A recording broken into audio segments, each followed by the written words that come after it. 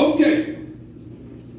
John 21:15-17. So when they had dined, Jesus said to Simon Peter, Simon, son of Jonas, lovest thou me more than these? He said unto him, Yea, Lord, thou knowest that I love thee. He said unto him, Feed my lambs. Verse 16. He said to him again, Simon, the second time, son of Jonah, lovest thou me? He said unto him, Yea, Lord, thou knowest that I love thee. He said unto him, Feed my sheep. 17. He said unto him the third time, Simon, son of Jonah, lovest thou me? Peter was grieved because he said unto him the third time, lovest thou me? And he said unto him, Lord, thou knowest all things. Thou knowest that I love thee. Jesus said unto him, Feed my sheep. My title for this morning. In terms of salvation, what's love got to do with it? What's love got to do with it? You know, one time, I know y'all get sick here. I was an instructor, a teacher. And when one of our methods of getting you to retain something that we said, I would ask the same question over and over, and usually that indicated that you didn't know that answer. And I already knew what the answer was.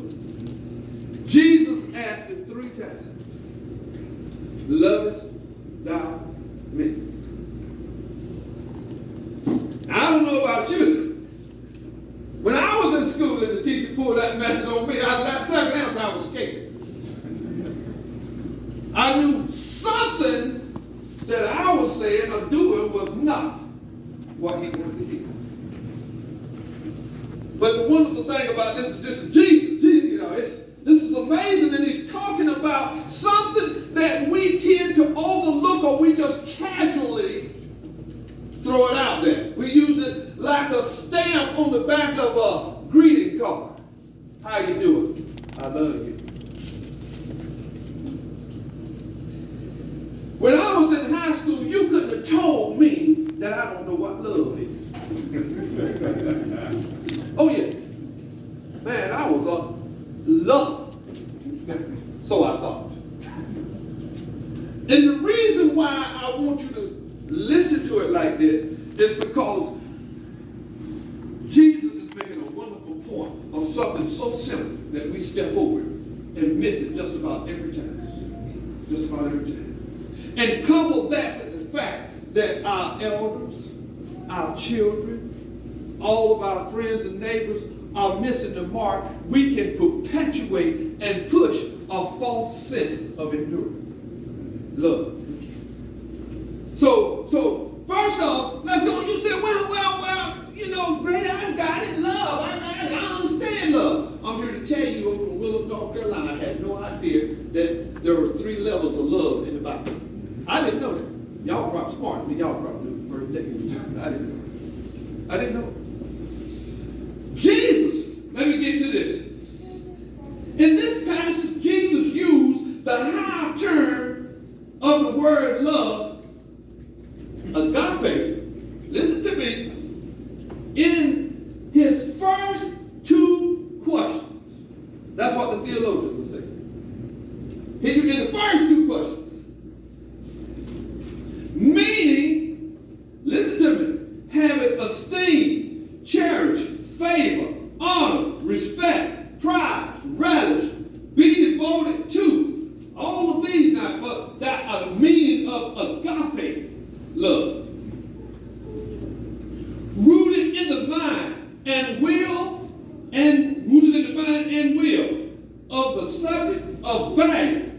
It is God's love toward us.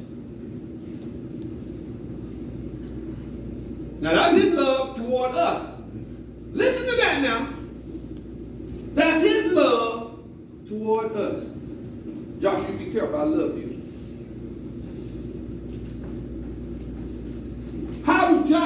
supposed to get that out of what I said. But let me go on. Let me go on. Only the third inquiry to Peter does our Lord stoop down, lowering the love to phileo, meaning to be fond of. Friendship type love. That's that second one. Huh? Now that threw me for a loop. Whoa. So you telling me there's another one out there? Another? Now this is important. Why is this important? It's because Jesus identifies the actual highest love there is that he has for us. And I'm going to show you some examples as we get on in there. So when I don't want to jump ahead of my story, but when we get into this thing and we say, okay, I got this love thing down, then why do we hurt each other? That's what I'm coming to. Why do we hurt each other? Even with family. So anyway, let's go ahead and get on to it. He stooped down, lowering the love to phileo, meaning to be fond of. Love as a dear friend, friendship love. Interestingly enough, Peter responds with phileo love back. That's how he responded back. Not agape, the friendship love. I'm fond of. Don't you know, if my son equated his love to me as just being fond of me, I'm going to be upset. I'm going to be upset.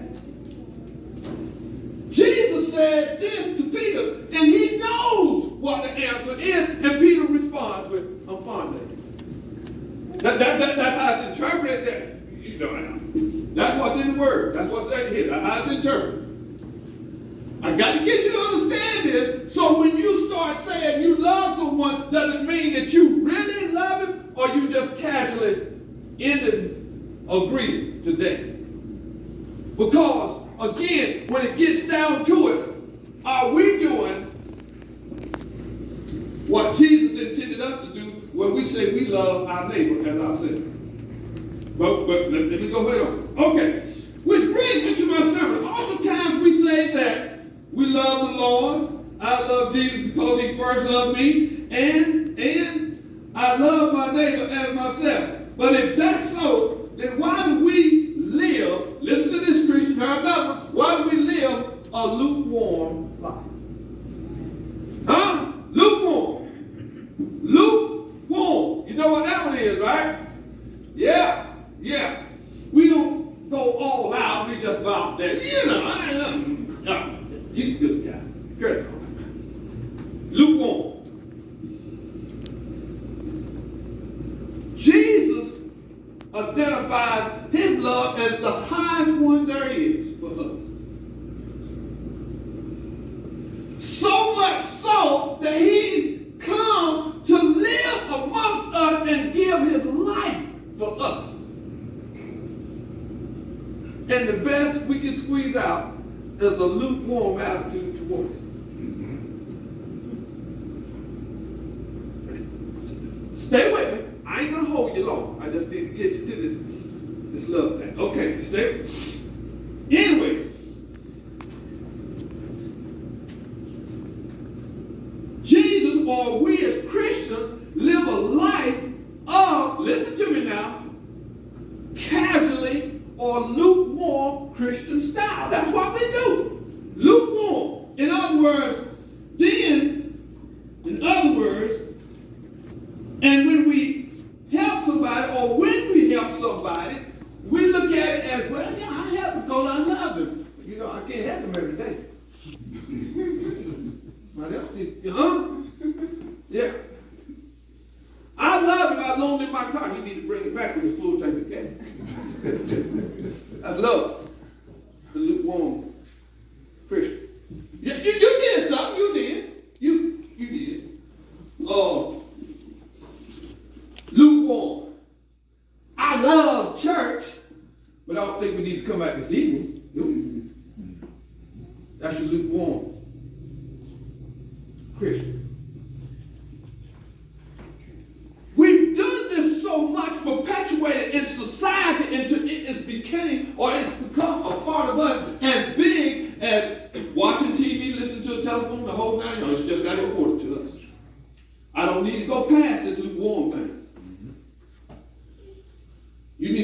I came out there. Now, y'all look at me like this up wrong, but I'm telling you, this is how we Christians are doing this thing. And Jesus goes through 3 times. I keep going back to he said, great, how you times together? He goes back and asks Peter 3 times. He already know the answer. Do you love me? He already know the answer. My wife laughed at me when I used this analogy. If I was me standing on the other side of a conversation that I had with me, and I had not seen you in a week, and say, I love you, I look at you and say, great, lying in the teeth. Yeah. It's blatant liar. Man, I ain't seen that kid. He just showed up in church. So why do we think it's supposed to have some value when we're telling our neighbors, our church family, our elders that I love you? Why is it that they say, listen to me, and Tony knows what we're talking about. They say they love you, but you don't see them no more until something come up. That's what the elders say. I don't have an answer for that. Because I'm stuck with the thing of love. I sit there and hug him and say, I love you. What's the quality or value of that love? So I go back to my question. What's love got to do with it? Everything. Everything. The only reason you are still here today is because of God's love for us. The only reason that you were able to get sick is because God allowed you to live to be here. Yet and still coming in and doing a worship service for an hour, 30 minutes, put you in a position where I don't need to get too wrapped up in it. So I ain't coming back this afternoon, Curtis. You can't tell me I don't love church. What's love got to do with it? It's got everything to do with it. When you're sick, God is in control. When you're hurt, you're hungry, you're out of work, your job, your relationship is tearing up, God is in control. The same one that says, I have that agape love for you. I'm going to send my son. You know, I went to going through it, and it making me sick because I'm as guilty as anybody is of throwing my arms around and saying, hey, how you doing? I love you. I'm as guilty as anybody is. But if you say, Grady, tell me what that means, I'm stuck. Now, you may have all the answers, but I'm stuck. How do you explain and define that without lying and telling them when you say, oh, I love you, I really do love you, and don't go see them? How do you do it?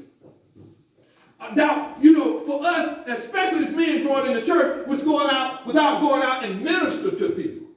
How do you say that? I love the Lord. Help me understand now. You ain't doing none of the stuff he said do. But you love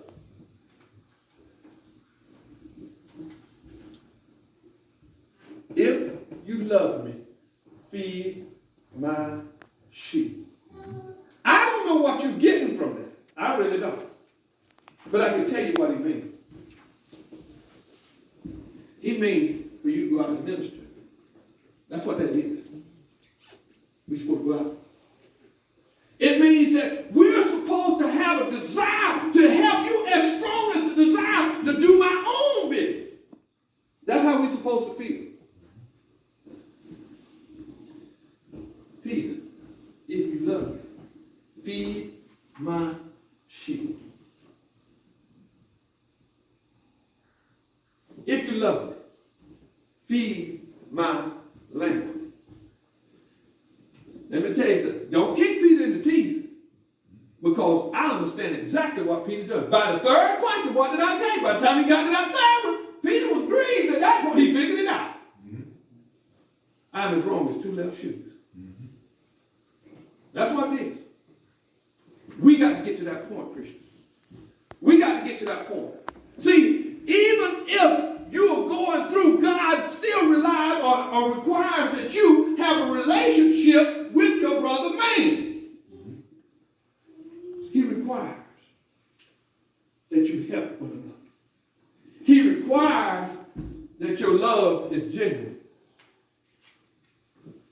And that's a word there. That's a scary word there. Genuine. How you know I'm not genuine? I don't know and don't have to know.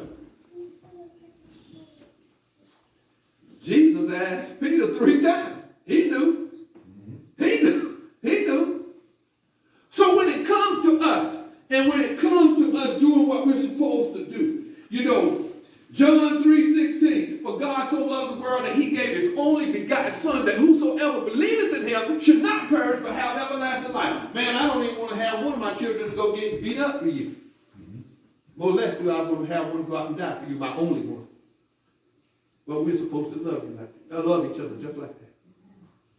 So how do we sit down in clear conscience and say what we say? I love you, I care about you, I do what you do, when we are still struggling with meeting the requirements on the filial love, just basic friendship. And on top of that, here's where the compound, here's where the worship comes. How can you go out and minister and bring souls to Christ if you don't feel no better than that about it? I know y'all, I'm finna get down. I know y'all. But this is that thing that you have to talk about too. This is that thing you have to talk about. Like I told you, I was struck, I was pricked when I sit there and I talk with some of the elders and listen to what they say. You know, John 15:13 said, greater love has no man than this, that a man lay down his life for his friend. Now you don't have to answer this question, but I'm asking. Will you do it for your friends? That's the Bible now. This ain't granted for you. Don't go out there and keep a car. I'm telling you what, this is in the Bible. This is in the Bible. So if we come into church to worship, we come in here to serve God. We come in here to give our soul. We come in here to make our change. How can you talk about salvation and not talk about love?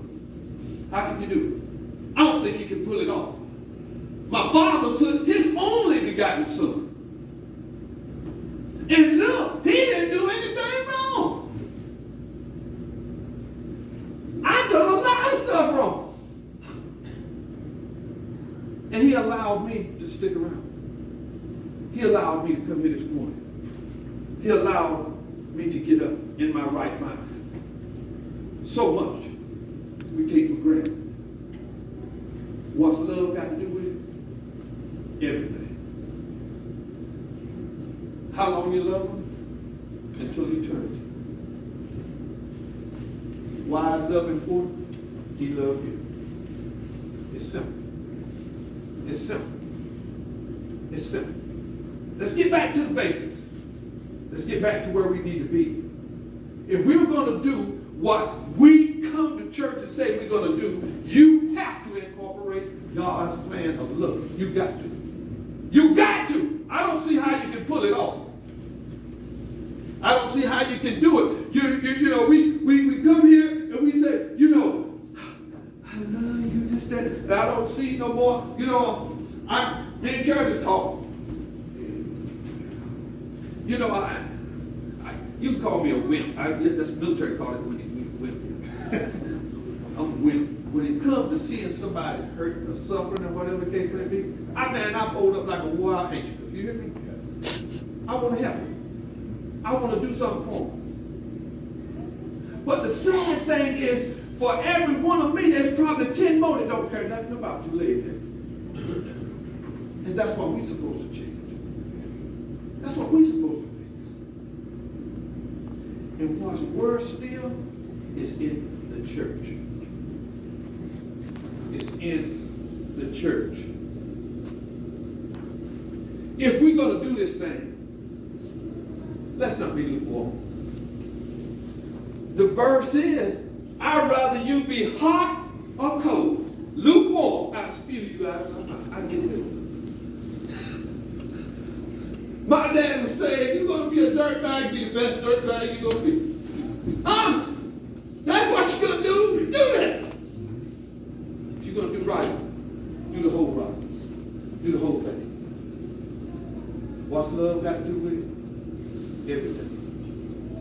I don't think you can have salvation without love. And you're going to always hear me say this because Satan is alive and well, and that is salvation is not peculiar to political party, color, who got the Ford car or the Chevrolet car. That ain't how it works. Salvation is right and wrong. Simple. Obedience and disobedience. Simple. I felt bad when I sit down there because, I know I could do better about visiting and showing the true, genuine act of love than what I'm doing. And that's one of those things we glaze over. I'm not knocking anybody. I'm telling you about me. I'm telling you about my growth. I need you in my life that I can go and be a better grader. I don't know about you. But if God allowed me to live to that age that I get old, I don't want to sit alone. Nobody don't come and see me. Nobody come minister to me. I don't want to be like that. And do I have the answer on how to get you where you need to be? That's where my Lord and Savior come in. That's where Jesus comes in. Don't come here just to check the block. Don't come here just to be around friends. And we certainly don't have a choir, so you didn't come to that part of the table. Come here because of your salvation. Come here because of your salvation.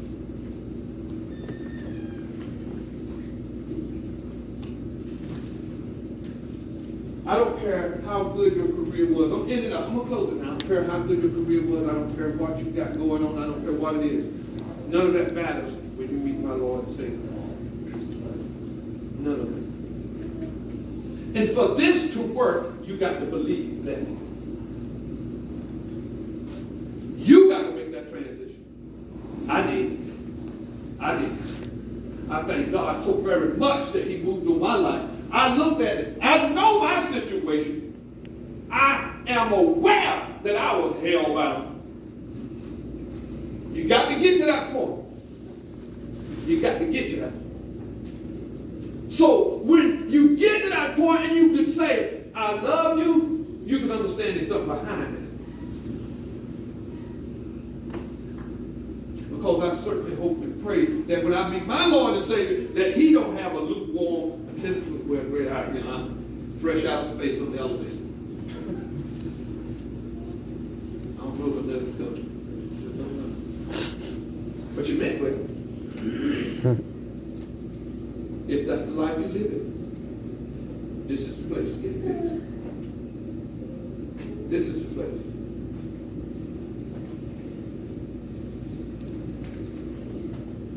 What's love got to do with it? It's all about love. It's all about love. Because He first loved us. Starting today,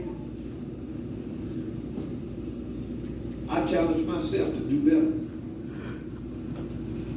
about being sincere and honest when helping people. People know when you're not. They know when their life is changing and when it's not. Trust me. Don't fool yourself. Don't put yourself on this fake facade of a high religious status. Don't do that. Don't do that. Give your account to God. And you do that, you start that by following God's plan. And you got to do this for yourself. You start off by hearing the gospel. You'll find that in Romans 16, 13 through 17. You got to believe in Christ. That's a big one there. That's a big one. That's a big one. That don't happen by getting a new car and being the new head pastor or whatever the case may be, or having a parking spot made place. That ain't how that works. That ain't how, I'm sorry. That ain't how it works. You find that in Mark 16, verses 15 through 16. You got to repent of past sins. This is one of the things that I spoke on when I was down home. Sorry is not repenting. I'm sorry. I bet you are. That's not repenting. That's a little tip to help you with your salvation. That's not repenting. Sorry is not repenting. Confess Christ. You got to confess Christ. You believe. That's your Savior. Without him, you're nothing. You got to get used to that and understand that. It's not your buddy, not the job, not your almost $1 billion you got in the lottery ticket. Ain't none of that. It ain't that. Be baptized. You'll find that in Acts 22 and 16. You've got to do that. You got to do that. And you got to live faithfully. How do you do that? One day at a time. What we said this morning? One day at a time.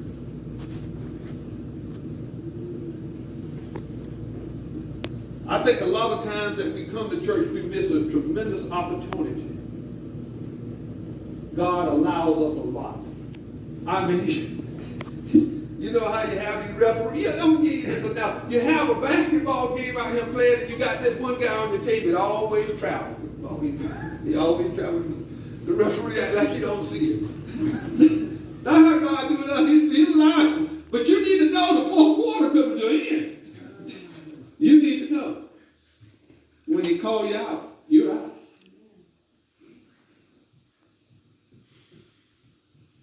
Get your life together. I had to get mine. Not that I'm there yet, but thank you so much for allowing me the opportunity to get here and work on it. I thank God for allowing me to see. I don't know if this moved on me, but it bothered me how we had put a cavalier approach on a requirement that God gives us, and that's loving someone. Mm-hmm. Such a cavalier approach. I'm so glad he wasn't cavalier with us. I'm so glad. So if anyone have a need on requirement, we ask that you come now and stand. 589. Jesus is